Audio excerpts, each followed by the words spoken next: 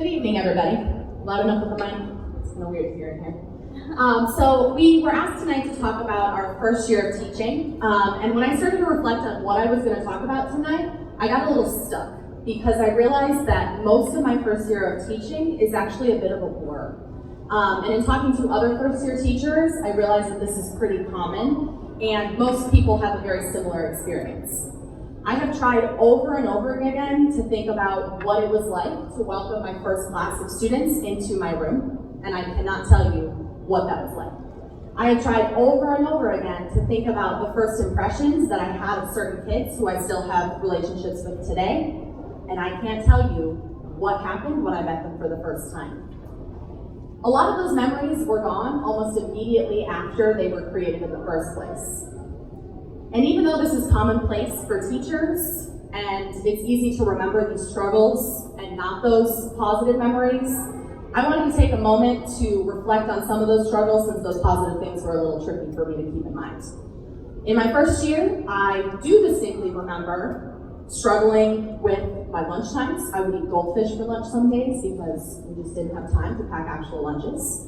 I remember walking into my classroom and realizing that the air conditioning was broken and we were going to be in the heat all day with a classroom full of kids. I remember trying to go make copies and the copy machine not functioning properly. And so while those memories are really difficult, what's even more difficult at this point in time to think about is what my life today would look like without those past students, without my current students, without my school, and without my second family. I know that year one is hard because I've lived it, but despite all those blurry memories, both positive and negative, one thing is really clear.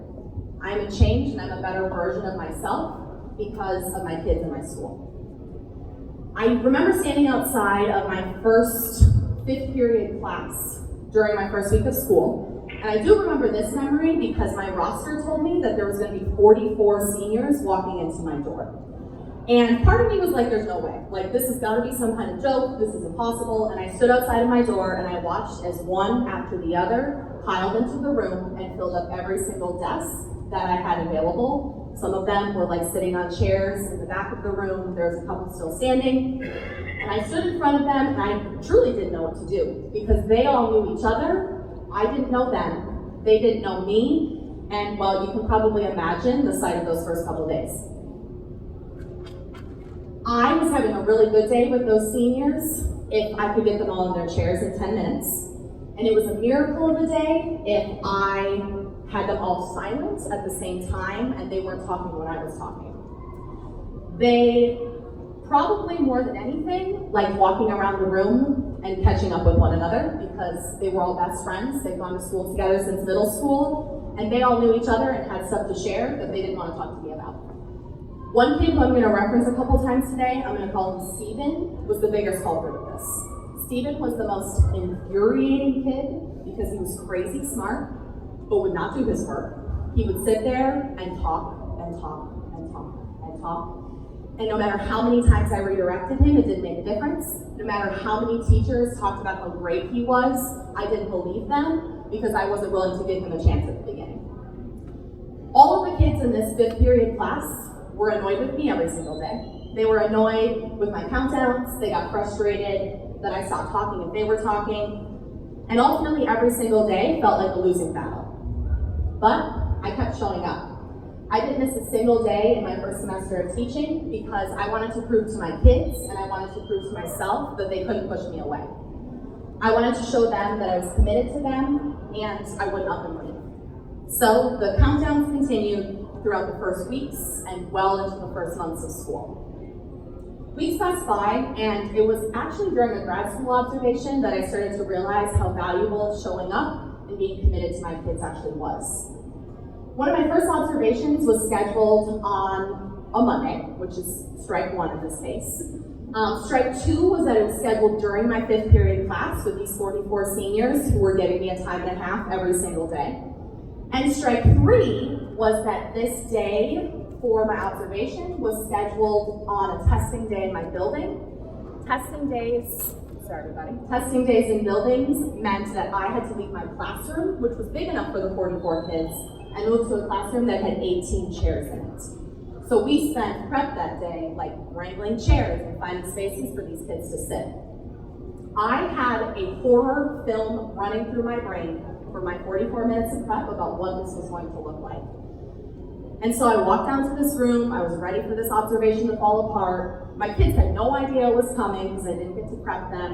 And I stood outside the door, I greeted all of them. They walked in, they saw the observer standing in the back of the room, and they looked at me, and I just got a nod from every kid as they walked in the door.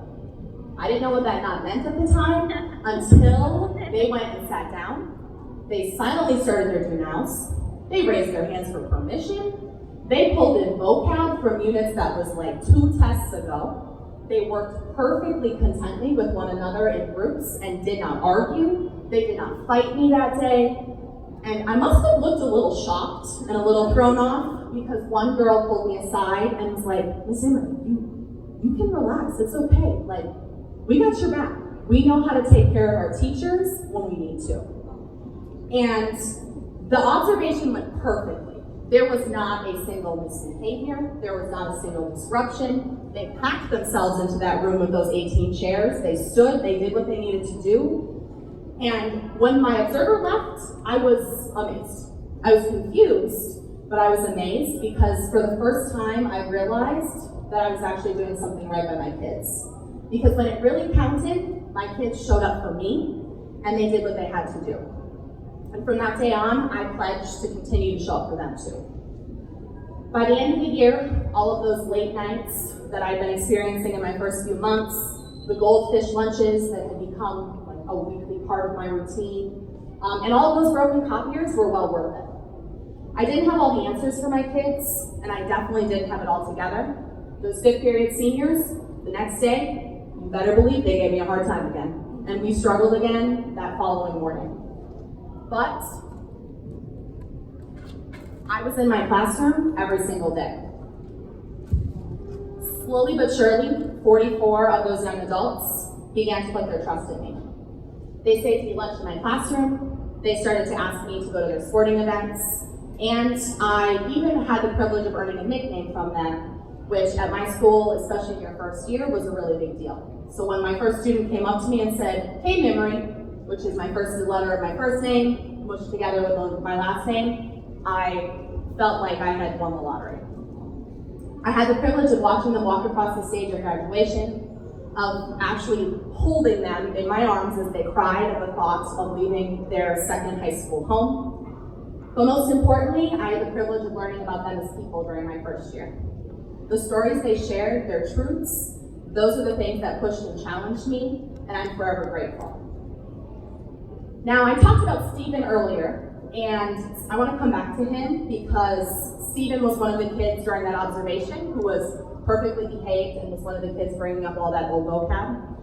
At the end of the year, I asked all of my kids to write letters to future students. I brought Stephen's, who's obviously not actually Stephen, but I brought his here today. He knows that this is being shared, but I wanted to read some of his letter because I feel like it gives some good context to where we started and where we ended. Hello. You may not realize it until it's over, but you'll soon realize that this high school is home. Here you're welcomed by all people, all the time. There's always a shoulder to lean on, whether it be a student or a teacher.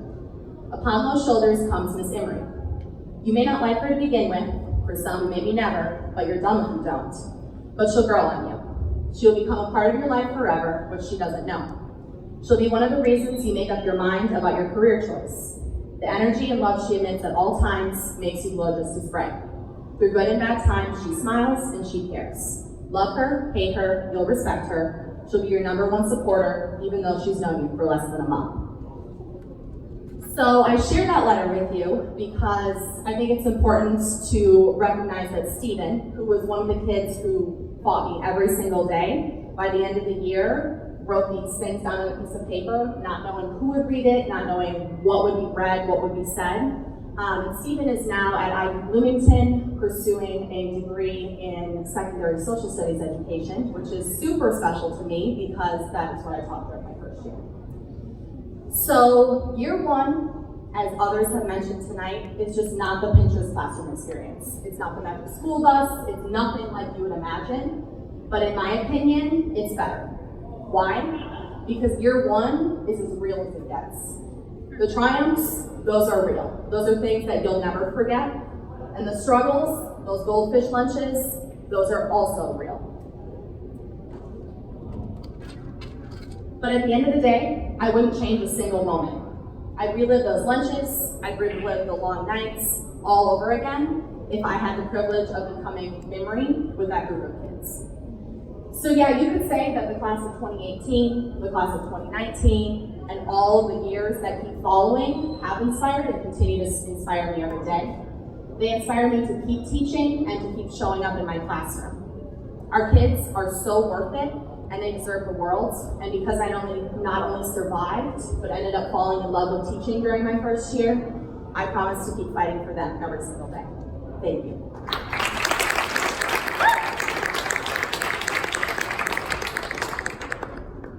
And we are at our last storyteller of the evening, Nathan Laurie. Give it up for Nathan.